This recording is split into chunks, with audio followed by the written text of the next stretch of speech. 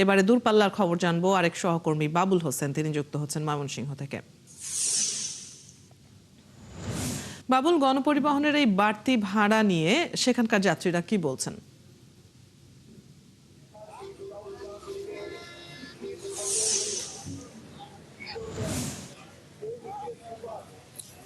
অদিতি, আমি রয়েছি নগরীর পাটগুদাম ব্রহ্মপুত্র ব্রিজ মোড় আন্তজেলা বাস টার্মিনালে, যেখান থেকে নেত্রকোনা, শেরপুর, কিশোরগঞ্জ সহ বিভিন্ন রুটের যানবাহন এখান থেকে চলাচল করে। তেলের দামের যে প্রভাব, সেটির কারণে ভাড়া বাড়ানো হলেও এখন পর্যন্ত কিন্তু স্ট্যান্ড থেকে যেটি মালিক কর্তৃপক্ষ তারা আগের যে নির্ধারিত ভাড়া সেটি দিয়ে তারা কিন্তু দূরপাল্লার বা আন্তজেলা যে টার্মিনাল থেকে যারা যে সমস্ত বাস ছেড়ে যাচ্ছে সেখানে কিন্তু কোনো ভাড়া বাড়ানো হয়নি। আমরা দেখছি যে ময়মনসিংহ থেকে নেত্রকোনার আগের যে সমস্ত সার্ভিসে ভাড়া যেটি ৮০ টাকা ছিল, সেই ৮০ টাকার ভাড়াই কিন্তু আজ যাত্রীদের কাছ থেকে আদায় করা হচ্ছে, এবং যেটি কাউন্টার থেকে যেটি বলা হচ্ছে যে তারা এখন পর্যন্ত ভাড়া বাড়ানোর মালিক কর্তৃপক্ষ থেকে কোনো নির্দেশনা পাননি।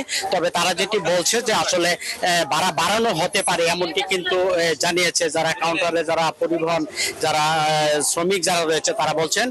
আর মালিকরা যেটি বলছেন যে ভাড়া হয়তো বাড়ানো হতে পারে, তবে এটি আসলে নির্ভর করবে তারা সিদ্ধান্তের উপরে। তা আমরা একজন যাত্রীর সঙ্গে কথা বলতে চেয়েছিলাম, আসলে তিনি ব্যস্ত, টিকিট নিয়ে চলে গিয়েছেন। আমরা একটু কাউন্টারে জানবো, যে একটু জানতে চাই যে আপনাদের ভাড়া আগে কত ছিল এবং আজকে ভাড়া বাড়ানো হয়েছে কিনা। না না, আসলে বিষয়টা হয়েছে আপনার গত ৩৫ টাকা না কয় টাকা, ৩৪ টাকা তেলে বাড়ানো হয়। ৩৪ টাকা বাড়ানোর পরে ৮৩ টাকা ৬০ পয়সা ভাড়া ধার্য করা হয় বিআরটি থেকে। আমরা ৮০ টাকা করে ভাড়া নেওয়া হয়েছে। এখন ভাড়া বাড়াইছে কত, ভাড়া তো এখনো বাড়ানোর কোনো সম্ভাবনা নাই। আর ১১ পয়সা ভাড়া বাড়া হয়েছে, প্রতি কিলোমিটারে ১১ পয়সা করে ভাড়া বাড়ানো হয়েছে, কিন্তু আমাদের তাতে মানে কোনো ভাড়ার প্রতি কোনো হয় নাই। ধন্যবাদ। আপনি শুনছিলেন যে যেটি আমরা একটু একজন যাত্রীর সঙ্গে একটু কথা বলতে চাই, যে এই যে সরকার বাস যে ভাড়া বাড়ানো হয়েছে, এমনি এই এখন যদি বাস বাড়ানো হয় তাহলে এটি কি ধরনের প্রভাব পড়বে যাত্রী? বলতে পারি না।